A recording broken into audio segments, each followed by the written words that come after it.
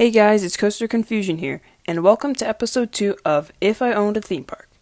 This episode will be about my biggest obsession, you guessed it, roller coasters. Now, what kind of roller coasters make a park your favorite? Or what elements make a roller coaster your favorite? I will be making up my dream roller coaster lineup, and yes, this will be very unrealistic.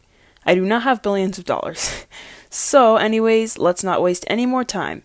Here is episode 2 of If I Owned a Theme Park roller coaster.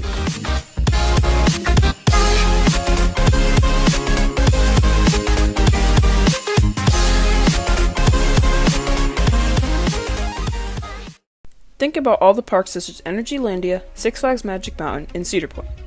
What do all these parks have in common?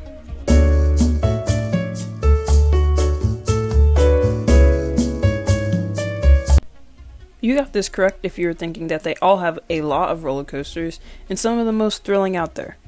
If you haven't been to these parks already, I'm sure the coasters at these parks are probably some of your most anticipated credits. Why do these parks draw in so many people? Because they have a great lineup of coasters. Energylandia with Zadra, Hyperion, and 2 Vekoma sit-down coasters, Magic Mountain with its outstanding lineup of thrill coasters including Twisted Colossus and X2, and of course, Cedar Point has the name the Thrill Capital of America for a reason. The reason why so many coaster enthusiasts want to go to these parks is because of their amazing lineup of coasters. Now that I've probably already talked enough in this video, I'll talk about some of the coasters that I want in my dream theme park. I'll get the boring stuff out of the way first. Every park needs a section to accommodate kids, so we'll need a family coaster and a kiddie coaster. For the kids, I really like the style of the Great Chase at Six Flags New England, or some of you may be familiar with the Great Pumpkin coasters at Kings Dominion and Kings Island. These small, aggressive kiddie coasters are manufactured by E&F Myler Industries and consist of a small layout with little to no banking. Since this is a thrill park, kids could start on this and build their way up to bigger coasters. For a family coaster, a Zamperla family coaster would be enough. These are the rides that the whole family could be included in. A step up from the kiddie coaster set so that kids can build their way up. Having a mild coaster experience is fun for everyone. Something like a Zamperla spinning twister coaster would fit this park perfectly. It's a small step up from the family coaster, and a more thrilling family could enjoy this. And don't forget the enthusiasts that need their credits. I'd like something similar to the Wild Mouse at Cedar Point, where it's not just the basic Wild Mouse with sharp turns and have painful laterals, but banked turns and other unique elements not found on other Wild Mice. To have a more diverse section of coasters, I would really like a small family/stroll wooden coaster. Wooden Warrior at Quasi is a great example of this. It's only 32 feet tall, but looks to have an amazing layout.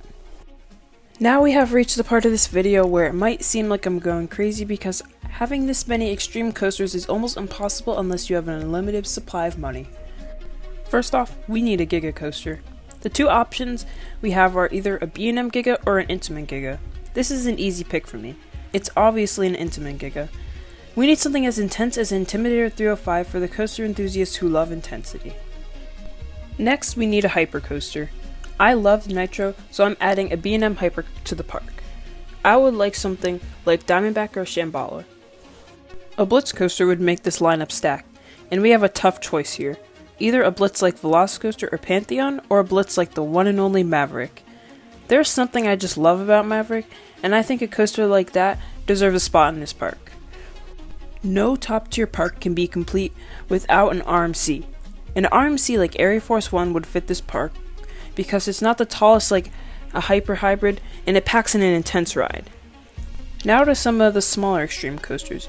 A B&M Floorless similar to Superman Krypton Coaster or Dominator would be good because we need an inversion focused coaster. I honestly think that Skyrocket 2s are underrated because they're such good coasters that take up a very small footprint.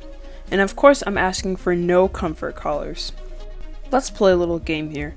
Guess the manufacturer from the coaster I want. I'll give you some hints.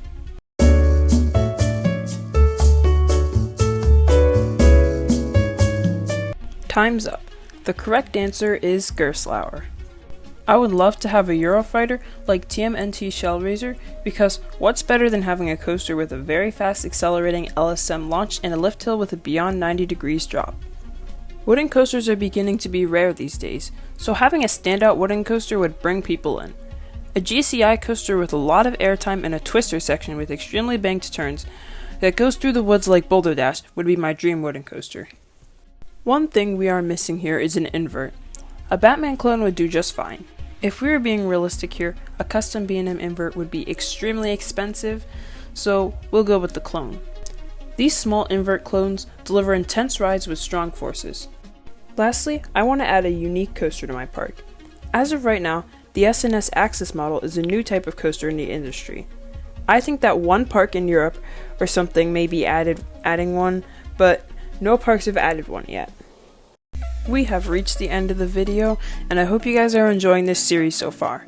Comment down below what kind of coasters you'd like to have at your dream theme park, and stay tuned for the next episode coming soon, which is going to be about flat rides.